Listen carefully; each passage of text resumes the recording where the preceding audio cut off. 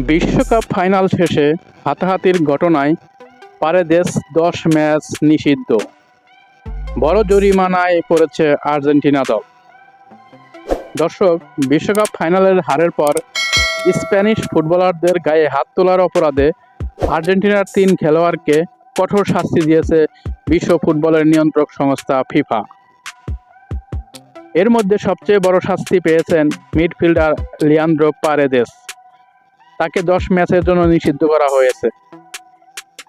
স্পেনের এরিক গার্সিয়ার গলা চেপে ধরা এবং গাবিকে ধাক্কা দিয়ে মাটিতে ফেলে দেওয়ার জন্য এই শাস্তি পেলেন পারেদেস।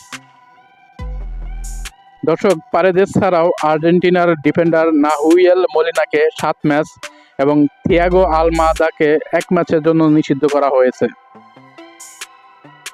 শাস্তির পাশাপাশি পারেদেস ও মলিনাকে $৯০,০০০ প্রায় $১,১০,০০,০০০ টাকা এবং আলমাদাকে $৩০,০০০ প্রায় $৩৭ লাখ টাকা জরিমানা করেছে ফিফা।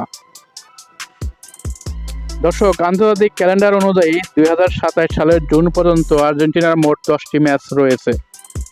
ফলে এই ১০ ম্যাচের নিষেধাজ্ঞা মূলত আগামী ১ বছরের জন্য আর্জেন্টিনা দল থেকে পারেদেসের বহিষ্কারের সমান। সূচি অনুযায়ী কোনো প্রতিযোগিতামূলক টুর্নামেন্ট না থাকায় এই ১০টি ম্যাচই হবে তার প্রীতি ম্যাচ। গাবিও নিষিদ্ধ। স্পেনের তরুণ তারকা গাবিকেও ১ ম্যাচের জন্য নিষিদ্ধ করা হয়েছে। এর ফলে আগামী ২৬শে সেপ্টেম্বর ওয়েম্বলিতে ইংল্যান্ডের বিপক্ষে স্পেনের নেশনস লিগের ম্যাচে খেলতে পারবেন না তিনি। খেলোয়াড়দের পাশাপাশি আর্জেন্টিনার সহকারী কোচ রবের্তো আয়ালাকেও ৩ ম্যাচের নিষেধাজ্ঞা ও $৩০,০০০ জরিমানা করা হয়েছে।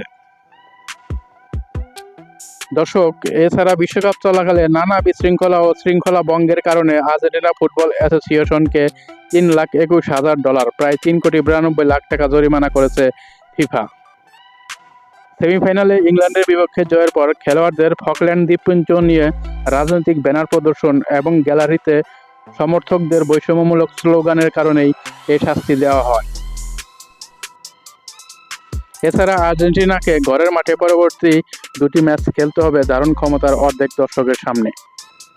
আর্জেন্টিনা ফুটবল ফেডারেশন জানিয়েছেন এই শাস্তির বিরুদ্ধে আপিল করবে তারা। আপিল প্রত্যাখ্যাত হলে আন্তর্জাতিক ক্রীড়া আদালতে যাওয়ার পরিকল্পনাও আছে তাদের। এই ছিল খেলার সর্বশেষ আপডেট। সামনে আরও নতুন খবর পেতে অবশ্যই চ্যানেলটিকে সাবস্ক্রাইব করে রাখবেন। সবাই ভালো থাকবেন, সুস্থ থাকবেন। আল্লাহ হাফেজ।